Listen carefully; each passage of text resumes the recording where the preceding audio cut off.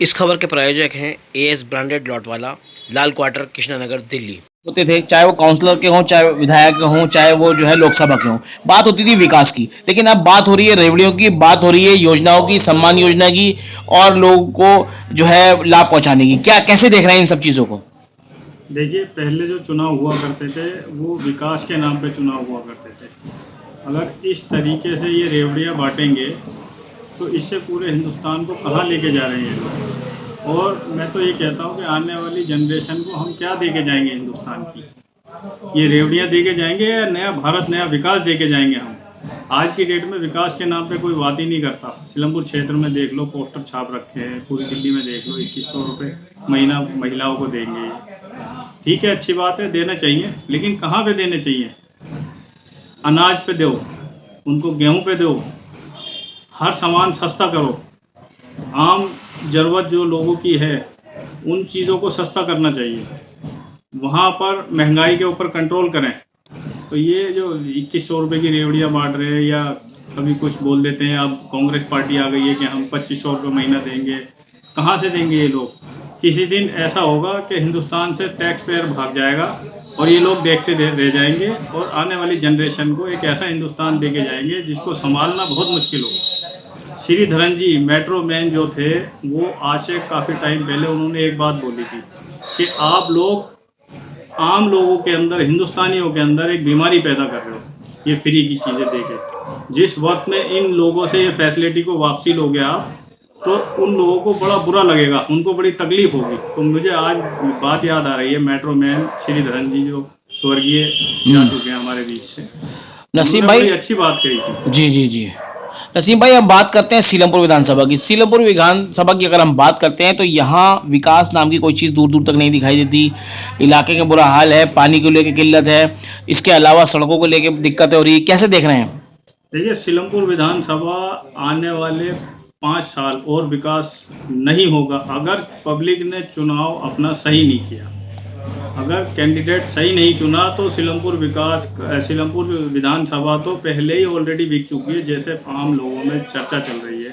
इतना महंगा इलेक्शन लड़ रहे हैं ये लोग, इतने महंगे महंगे पैसे उठा रहे हैं, सुनने में आ रहा है कि वही ये क्या चल रहा है क्षेत्र के अंदर।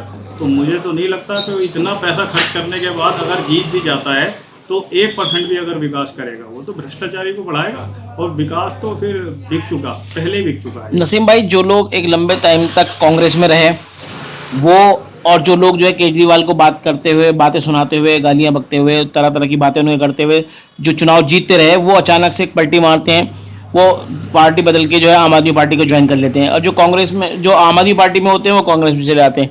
ये आपको नहीं लगता कि आम लोग जो हैं, आम जो इलाके के निवासी हैं, उनके साथ ये जो है धोखाधड़ी एक तरीके से? ये वही चीज़ चल रही है। हर विधानसभा का दिल्ली गवर्नमेंट ने एक बजट बढ़ा दिया है। जो बजट मिलेगा उस पे इन लोगों के दांत गड़ चुके हैं। ये बहुत लंबी प्लानिंग चल रही है कि किस तरीके से लूटा जाएगा, हम कितने इलेक्शन में पैसा खर्चा करेंगे और बाद में हम अगर एमएलए बन जाते हैं तो हम उसमें कितनी इनकम कर सकते हैं। तो ये सब देखने वाली चीज़ है। ये तो चुनाव आयोग को सख्ती से इनके ऊपर निगाह रखनी चाहिए। ये बड़ी गलत चीज़ हो रही है जो ये पलटी मार रहे हैं, इधर से उधर, उधर से इधर। ये अपने भविष्य के लिए काम कर रहे हैं ये लोग, ये पब्लिक के लिए काम नहीं कर रहे हैं। नहीं, लेकिन कहीं ना कहीं लोगों के लिए तो गुमराही वाली बात हो गई है। लोग तो समझ नहीं पा रहे कि साला कौन किधर जा रहा है, कौन कहाँ जा रहा है, कैसे किसको सपोर्ट करें, क्या करें। विकास की कोई बात ही नहीं कर रहा आज की डेट में। देखिए, पहले था ये मामला सीलमपुर के अंदर पहले था, आज की डेट में नहीं है। अब एमआईएम को लोग बड़ी मोहब्बत की निगाह से देख रहे हैं और ईमानदारी की निगाह से देख रहे हैं कि भाई अगर क्षेत्र में कोई पार्टी अगर आ रही है तो ईमानदारी से आ रही है। एमआईएम पार्टी बहुत ईमानदार पार्टी है, तो इन लोगों को बिल्कुल करारा जवाब देगी जनता।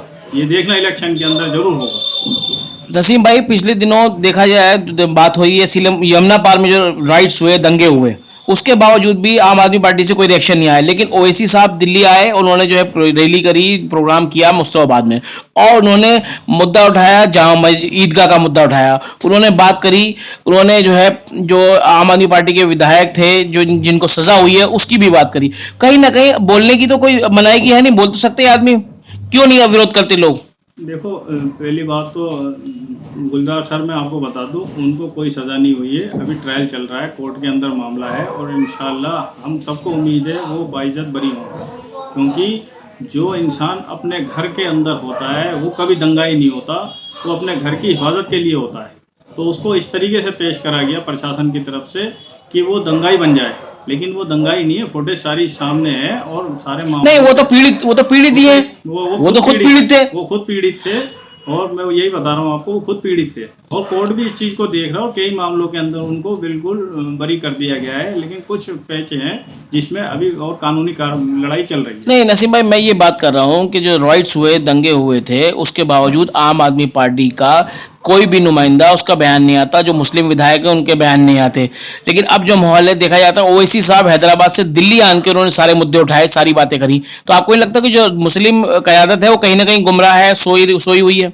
मुस्लिम क़यादत हकीकत में आज तक कोई कर ही नहीं पाई, पार्टी सिर्फ वोट लेती है मुस्लिमों के, मुस्लिम क़यादत करने के लिए कोई तैयार नहीं है, क्योंकि मुसलमानों को अछूत बना दिया गया है और सारी पार्टियों की यही प्लानिंग रहती है कि किस तरीके से इन लोगों को दूर रखा जाए और दंगों के अंदर मुसलमान मरे और मुसलमानों के ऊपर ही केस लगे, उनको सजा, उनको बिल्कुल सजा दी जाए। बिल्कुल, ये सारी पार्टियां एक तरफ से बयान करती हैं और केजरीवाल जी तो आजकल खूब हिंदू कार्ड खेल रहे हैं, वो भी कहाँ अपना मुसलमानों पे ध्यान दे। भाई एक बात बताइए, 17 महीने की जो सैलरी है वो इमाम मौज़िन की वक्फ बोर्ड से जुड़े वो पेंडिंग है, और वो जो है पुजारियों को पैसा देने की बात कर रहे हैं, ग्रंथियों को पैसा देने की बात कर रहे हैं, वो कैसे कहाँ से देंगे?